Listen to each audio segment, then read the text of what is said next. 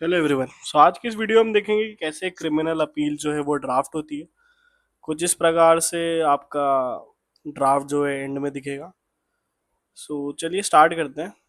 वही naming clause हमारा सबसे बेसिक स्टार्टिंग जहाँ से होती है। सेंट्रल अलाइनमेंट के अंदर आप जिस भी कोर्ट के अंदर अप्रोच कर रहे हैं उनका नाम आ जाएगा, आपकी क्रिमिनल अपील नंबर आ जाएगी, इन द मैटर ऑफ करके एपिलेंट की जो इन्फॉर्मेशन है आ जाएगी, किसके सन है, रेसिडेंस आ जाता है, बीच में वर्सेस करके हमारा रिस्पोंडेंट की इन्फॉर्मेशन आ जाती है। अब हमारी जो मेन ड्राफ्टिंग है वो हमारे हेड नोट से चालू होती है। अब देखिए, क्रिमिनल अपील के अंदर क्या हेड नोट के अंदर क्या क्या चीजें लिखना जरूरी होती है, मैं वो आपको एक एक बता देता हूँ। देखिए, सबसे पहले तो क्रिमिनल अपील किस सेक्शन के अंडर आप जा रहे हैं, आपने वो वाली बात बता दी। अब अगर अपील हुई है यानी ऑलरेडी जजमेंट ऑफ कन्विक्शन जो है आ चुका होगा लोअर कोर्ट से, तो उसकी डेट क्या थी, उसका जो ऑर्डर था वो किस डेट को था, वो ऑर्डर किसने पास करा है वो आपने बता दिया, उस सेशन केस नंबर क्या था वो बता दिया, और किस सेक्शन के अंडर यानी क्या पनिशेबल ऑफेंस जो उन्होंने करा था वो कौन सा सेक्शन आता। फॉर एग्जांपल इस केस में हमारा सेक्शन 103 सब क्लॉज 1 जो है बीएनएस का, उसके लिए ये व्यक्ति जो है कन्विक्ट हुआ था। अब कन्विक्शन कितनी हुई थी ये भी हमें बताना होगा। तो वो सेंटेंस हुआ था रिगरस इम्प्रिजमेंट 10 साल के लिए along with fine of rupees 50,000। अब जो हेड नोट है ना, ये पढ़ के ये इस तरह से होना चाहिए कि जो आपका जज है वो केस में बहुत कुछ जो मेजर पॉइंटर्स है वो ऑलरेडी समझ जाए। क्योंकि हमेशा ये नहीं होता है कि जज जो है वो पूरी फाइल पढ़ेगा। ठीक है, आपका हेड नोट हो गया, उसके जस्ट नीचे क्या आ जाता है, आप टू करके यहाँ पे आपको स्पेस छोड़नी पड़ती है, और यहाँ से आपके पास एक इंट्रोडक्टरी लाइन चालू हो जाती है जो कि आप यहाँ से ऐसी की ऐसी कॉपी पेस्ट कर सकते हैं। अब देखते हैं कि आपकी जो अपील है उसके अंदर आप लिखते हैं क्या क्या है।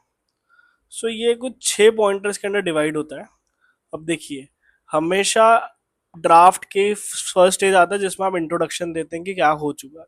तो वही आपने अपना नॉर्मल इंट्रोडक्शन दिया जिसके अंदर आपने अपने एफआईआर नंबर दे दी, किस पुलिस स्टेशन पे आई थी, किस ऑफेंस के अंडर आपकी जो एफआईआर है वो आई थी, इन्वेस्टिगेशन कंप्लीट हो गया, चार्जशीट जो है वो फाइल हो गई, और उसके हिसाब से जो कोर्ट था वो कोर्ट ऑफ सेशन के सामने गया।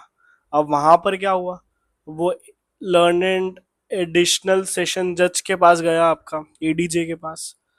जोन सा भी पोस्ट आएगी आपकी जज की वो आपको लिखनी पड़ेगी।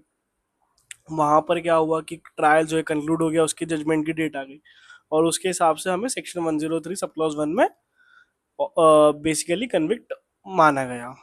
अब उस कन्विक्शन से पनिशमेंट क्या मिली वो आप बताएंगे। तो वो आपने पनिशमेंट बता दी, ये वाली चीज हो गई। अब देखिए, फोर्थ और फिफ्थ पॉइंट हमारे लिए इंपॉर्टेंट है।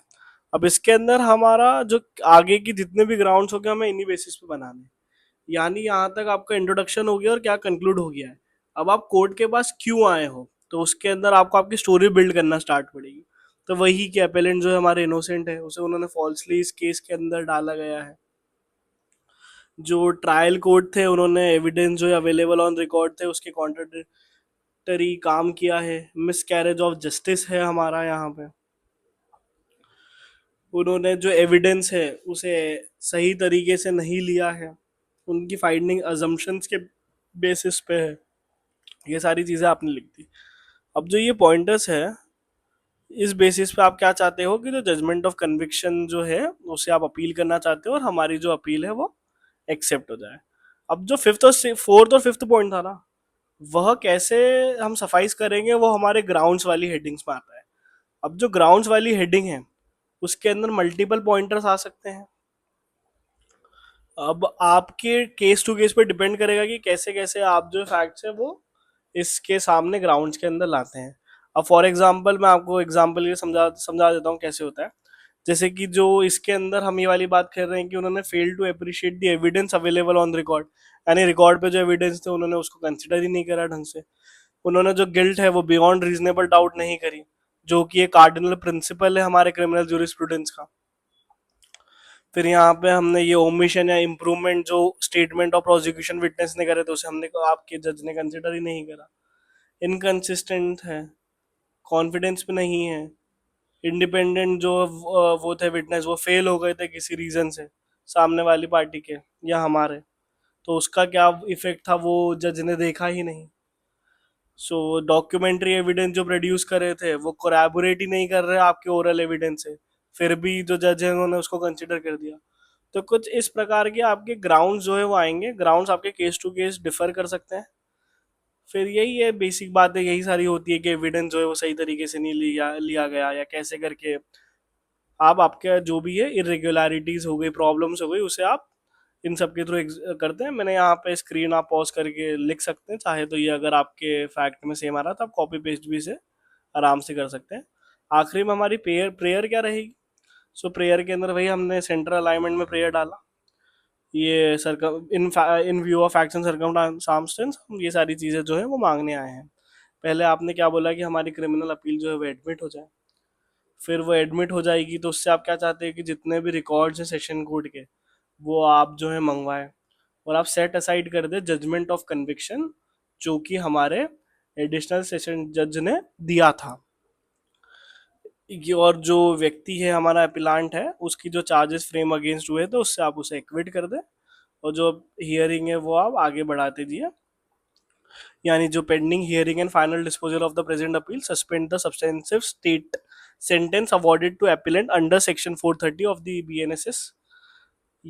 यानी जो भी उन्हें सेंटेंस हो चुकी है पनिशमेंट, आप उस पर स्टे लगा दीजिए बेसिकली, और उन्हें अभी टेम्परेली बेल के ऊपर आप छोड़ दीजिए। यहाँ पे यानी आपने बेल के लिए भी अप्लाई कर दिया, हालांकि इसके बाद बेल एप्लीकेशन अलग से बिल्कुल डलेगी।